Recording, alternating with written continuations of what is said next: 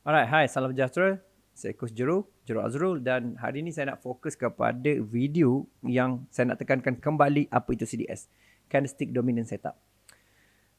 Saya ada bagi tahu dulu ialah silibus-silibus yang ada kalau dalam siri video pendek ni ada saya cerita ialah okey dalam basic apa ke, dalam intermediate apa, dalam advance apa pecahan dia kan. So yang ni saya nak tekankan balik kerana saya tak faham juga satu sudut.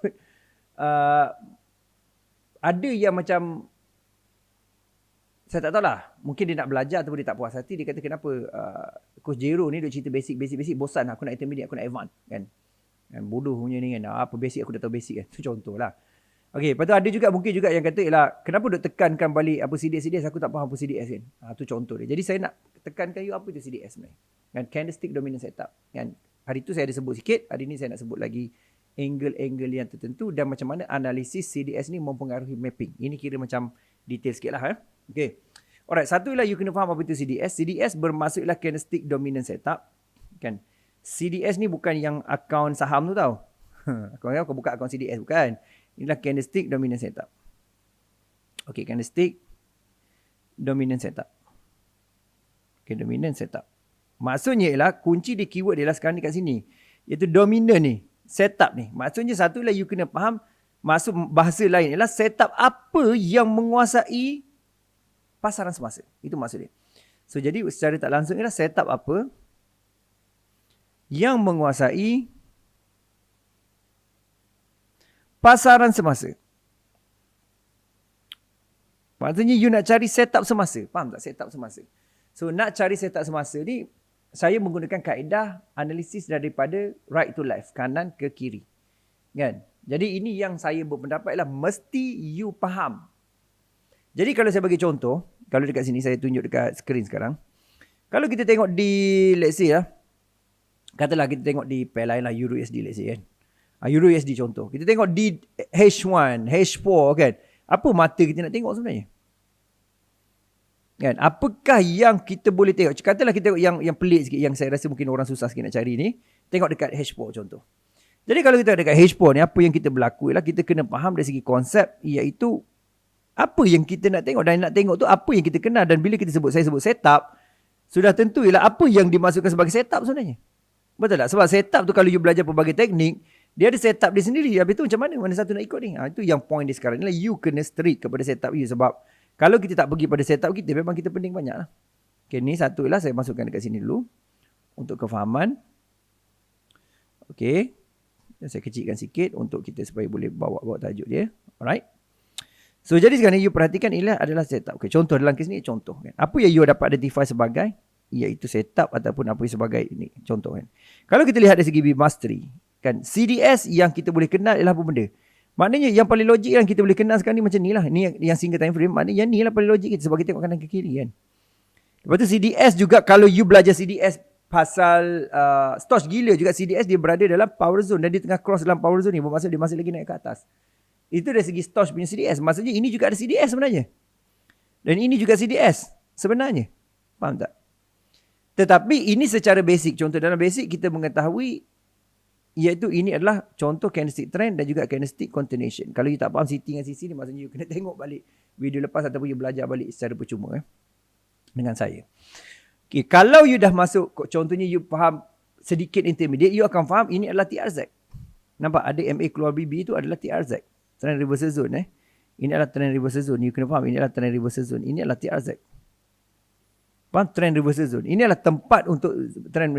Jadi kalau saya, maksudnya ialah daripada dua keadaan sini, kan? Sebab tu saya tak nak orang confuse sebenarnya. Daripada dua keadaan sini, kalau you nampak, satu ialah ada setup yang dekat sini, satu ada setup kat sini. Dan mana satu nak ikut ni sekarang ni? Sebab tu saya kata ialah, you orang baru jangan sibuk-sibuk pergi pada TRZ. Sebab TRZ sendiri pun ada 6. Trend reversal zone diagram, trend reversal zone apa? Flat, trend reversal zone multi, apa tu? Multi, double line, symmetrical, CPZ kan, banyak. Jadi apa yang saya bagi tahu ialah ini adalah yang you kena pasti. Jadi kalau dalam kes ni saya dapati ialah sebenarnya dia dah memang nak turun. Contoh kalau kefahaman saya berdasarkan iaitu yang pertama tadi. Kan, yang TRZ ni. Yang kedua. Yang pertama lah, kalau CDS mengenai basic, saya akan faham. Ini je saya tengok. Jadi masa satu nak tengok. Sebab tu sebenarnya lagi banyak belajar, lagi banyak confuse. Tambah-tambah teknik berlainan. Sedangkan satu teknik you follow saya ni pun, kita ada pelbagai. Buat buku agaknya pun 500 buku surat kan. Tak, sebab tu kita kena faham ialah output kita lah, outcome kita sebenarnya lah, kita nak dapatkan result. So dapatkan result apa benda? Contohnya juga ini MA Mirror sebenarnya bukan basic. MA Mirror sebenarnya dah masuk kepada advance. Tapi contohnya, ini juga MA Mirror. Dah macam mana sekarang ni? Kan ini juga MA Mirror. Ini adalah sebenarnya MA Mirror sebenarnya. Yang kedua-dua ni, ini adalah MA Mirror pula. CDS, MA Mirror. Dan CDS, saya letak kat sini MA Mirror. Tu saya kata ialah boleh jadi confused dan juga boleh tak faham. Kalau kita tak ada asas, inilah MA Mirror punya setup ni. Sebabnya dia bertentangan. Aku tengok kau, aku tengok aku. MA Mirror kan. Purple tengok pink, pink tengok purple. Maksudnya you boleh tengok ialah MA Mirror datang daripada contoh konsep EC359. 359 pula datang daripada konsep iaitu mesti ada CDS dulu yang membentuk 359. 359 juga adalah sebenarnya sideway. Dia adalah open retest. Candlestick open retest. Faham tak? Katakan lagi banyak silibus jadinya. Kan? Sebab tu saya kata satu benda yang you kena faham ialah CDS adalah setup yang you sendiri kenal. You sendiri define. Tak kisahlah teknik lain, teknik apa pun. Tapi kalau you follow saya, you kena faham ialah satulah aku kena sitting dengan sisi. Kan lepas tu at least aku letaklah kefahaman aku ialah berlaku MA Mirror untuk kawalan risiko aku. Dan kawalan risiko. Kenapa MA Mirror? Pasalnya dalam trading, sideway lebih banyak pada break. Lebih banyak daripada trending. Sebab dia break kan, ataupun dia trending, lepas tu dia akan sideway tu lagi banyak sebenarnya berbanding tu. Time frame kecil sideway, time frame besar sideway kan. Jadi ada sideway trading, ada trend trading. Jadi ini saya sebut lebih mendalam lah sikit kan daripada biasa. Cuma nak cerita pada you ialah you akan jadi complicated gila kalau lagi banyak setup you tahu. Faham tak? Complicated gila kalau lagi banyak setup you tahu. Sebab tu you kena ikut basis, you kena ikut syllabus, you kena ikut basic kan. Daripada iaitu belajar CTCC dan mahirkan dengan analisa. Sebab konsep analisa semua akan berubah pasal you akan menggunakan CDS berbeza. Dan kalau you nak pergi pada intermediate dengan saya, kita dah membaca kod multi time frame. Kenapa itu kod multi time frame? Nanti saya akan terangkan lah insyaAllah kemudian. Kalau you pergi yang orang nak advance, saya takkan ajar advance. Kenapa saya takkan ajar advance? Pasal dia melibatkan pattern recognition. Satu pattern sahaja mempunyai banyak gila CDS dalam pembentukan serta confluence yang berlaku dalam basic. Dan macam mana kau nak ingat? Kan? Faham tak? Tapi benda ni boleh ingat kalau you selalu buat dan ikut follow syllabus yang penting. So apa maksud CDS? Satu ialah setup yang konsep pasaran semasa. Nombor dua ialah dia menentukan arah trend. You boleh baca arah trend CDS. Kan?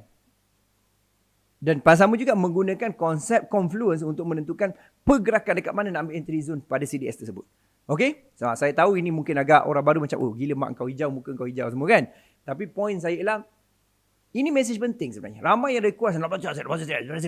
Sedangkan mapping tak ke mana, konsep risk reward ratio mapping pun tak tahu ke mana. Bollinger Band pun tak ingat apa function dia. Memang kita akan boleh pergi.